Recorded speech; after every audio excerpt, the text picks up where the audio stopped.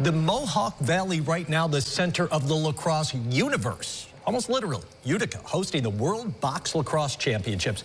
And for the first time ever, a women's bracket. Joining us now, one of the driving forces behind the inclusion of women's teams, Dana Doby, also a star for Team Canada. Hi, Dana, thanks for being here. Hey guys, yeah, thanks for having me. P.S. too, Dana, I have to mention this. You played with former FM star Katie Doolittle. And then shout out to Katie's parents, Chip and Susan, for getting us all hooked up together here. Really appreciate it. You guys were teammates at Maryland, right? Absolutely. You know, I tried to keep up with her, but she was too fast for me. Hey, let's get to it. So what did it take to get women included in the World Box Lacrosse Championship? What was that journey for you and everyone else that worked with you to get to this point? Yeah, it was a lot of sweat, tears, and a lot of late-night Zoom calls with people all over the world, to be honest. It was a long time coming. The men first played the first ever International Box World Championship in 2003. And it's now 2004, and women are just included for the first time this go around. So really it took convincing a lot of people that, yeah, girls want to play box lacrosse. They want to play the same version, the same rule set, the same physicality as the boys and the men have been playing. And honestly, we've been playing this discipline of lacrosse for a really, really long time. And just finally, women's box has arrived on the scene, and people are super excited about it. I wonder how many people would be surprised to find out that you have a dozen teams from around the world. So yeah. Who's there? How do you get so many teams? I almost want to say this early on, but like you say, you've been kind of doing this for a little while.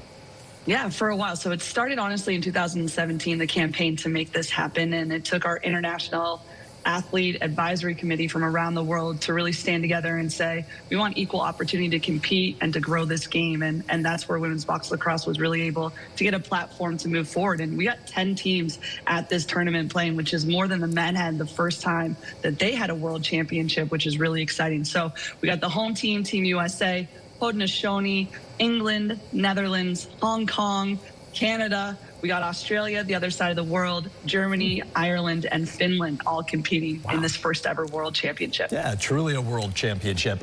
So as you mentioned, lots of planning, lots of preparation, years worth. The games are on. They're not just in full swing. We're starting to get really close to a championship game. What's it like finally getting out there and playing?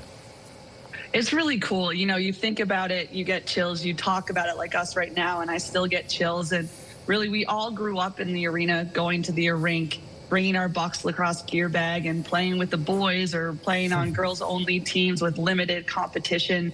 And now we're in Utica with the rest of the world, men's and women's together. And we just feel like where we belong, where we always should have been. And the environment is incredible. The level of play is outstanding. And to think we've been playing this box lacrosse game in Canada our whole lives, and the other 9 countries are just giving it a go for the first time. And there's some really great athletes and some great play happening across all the pools and all the games. Yeah, different version of the game than the field, but nonetheless, it just is exciting out there. So I know each team wants to win the championship, but beyond that, how much of a win is it just for women's box lacrosse overall to have the participation in the world championships like this?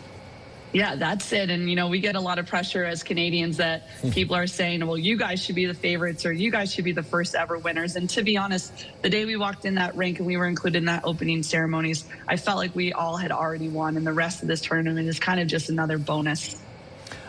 Maybe time for one more. How do we keep the momentum going now? So once these championships are over, how do we make sure they're in the next ones? And again, a little bit different version, but lacrosse is going to be in the Olympics in LA too. Not box, but a different version of field there. So how do we keep this all going? Absolutely. Exposure like this is fantastic. Just people learning and seeing that women are out there making these hits, making these plays, these diving goals. And, you know, social media has blown up. I've already received so many messages from different athletes in the field game from around the world that aren't included in this tournament here, wondering how can we be involved in the next world championship. So just that exposure, just getting this TV time and social media blowing up.